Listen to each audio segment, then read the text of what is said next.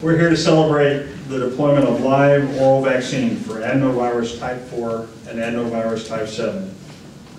This accomplishment is a source of tremendous pride for the U.S. Army's Medical Research and Materiel Command.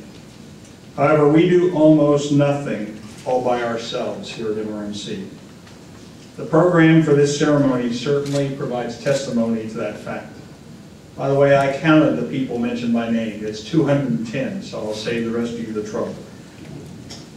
We would not have adenovirus vaccine today without the contributions of the commercial partners of Bar&Teva, our Army partners at the Walter Reed Army Institute of Research and the Army Medical Department Center and School, or our Navy colleagues at the Navy Health Research Command. And none of this would have been possible without the funding and senior leadership provided at the level of the Assistant Secretary of Defense Health Affairs. We are privileged today to have Dr. Woodson here to mark this occasion. And it's now my privilege to turn the podium over to him, the current Assistant Secretary of Defense for Health Affairs. Dr. Woodson is a clinician and an academic leader. Really a pleasure to be here today with so many who have contributed to moving products from the bench to the battlefield. And I know what an arduous process that can be and what an accomplishment this represents.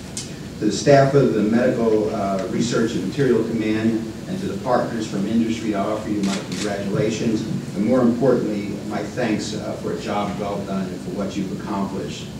There are millions of people in this country who will benefit from the products that you have produced in your medical research and development field and have dedicated decades to nurturing, refining, and ultimately delivering.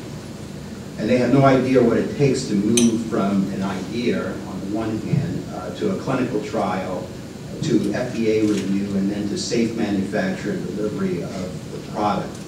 In this case, you produced the adenovirus vaccine, a product that truly saves lives. But I know, and many of your friends and colleagues in this audience knows what it takes. It's a lot of work, a lot of dedicated commitment to what you want to produce and what you're all about. Today, as we celebrate the restoration of the adenovirus vaccine, it is also appropriate for a brief reflection on how we got here. You know, I've traveled the country and the world speaking to both military and civilian audiences. I talk about the enormous contributions that military medicine has made to American medicine in particular, and to advancing global health more generally, and that is absolutely a true statement. During periods of conflict and war, the military health system both informs of civilian medicine and learns from it. It is fair to say that the work here at Fort Detrick in particular, and the people who have worked here have contributed enormously to the global legacy of military medicine, and that's a very honorable and deep history indeed. That contribution is evidenced in the performance of our military medics on the battlefield today. Today, the specific contributions of MRMC to the adenovirus vaccine is even more important to appreciate because of the vaccine's history. It's worthy of study and learning from that history. As all of you know, infectious diseases have always been a particularly serious issue for the department and for our military troops that are deployed throughout the world. The prevention of infectious disease and support of medical readiness of our service members is our core mission in the military health system, and a fundamental responsibility that I have to the Secretary of Defense as his principal advisor. Disease, more than combat injuries, remains the top reason that our service members require medical care in the combat theater. Vaccines are one of the most powerful weapons in medicine and one of the most important countermeasures to protect our service members from the unique threats they face in the world. Through a single technological advance, we can prevent whole classes of illnesses from occurring, and that's a true tribute. The adenovirus is an infectious disease threat that has been a particular concern to us in the military health system. Long ago, the Department of Defense recognized the unique threat that adenovirus presented to our service members, particularly in close quarters of basic training. In the military health system, Army and Navy investigators developed, along with our partners in pharmaceutical and vaccine industry, a safe and effective product that worked almost 30 years ago. A safe and effective vaccine that worked, and we allowed that product to cease being manufactured.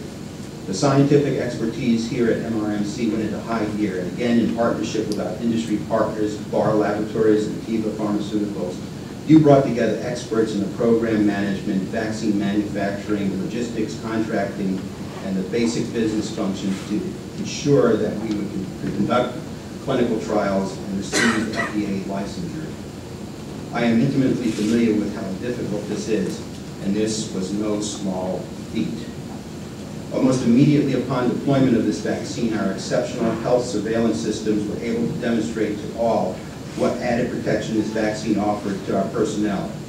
Respiratory disease dropped by 80%. At our MHS Leadership Conference in February, and recently in hearings before Congress, I have testified to our enterprise movement from a system of healthcare to a system of health. This is what this effort represents, to sustain health where it begins.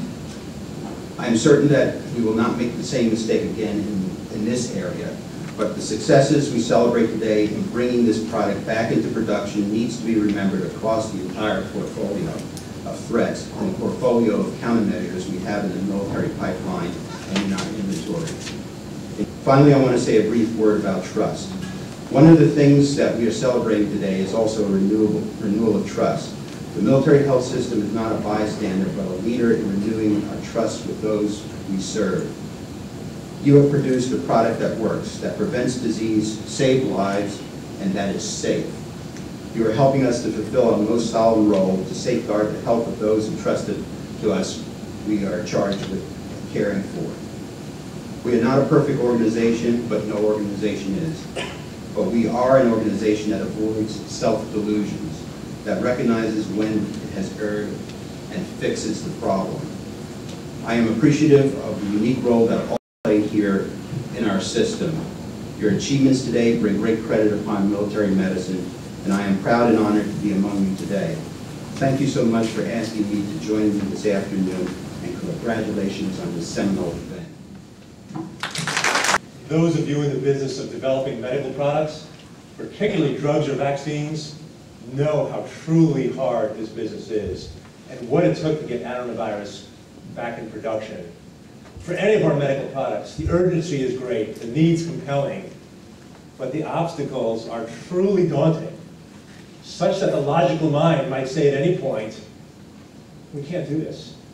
There is no way we are going to get there from where we are.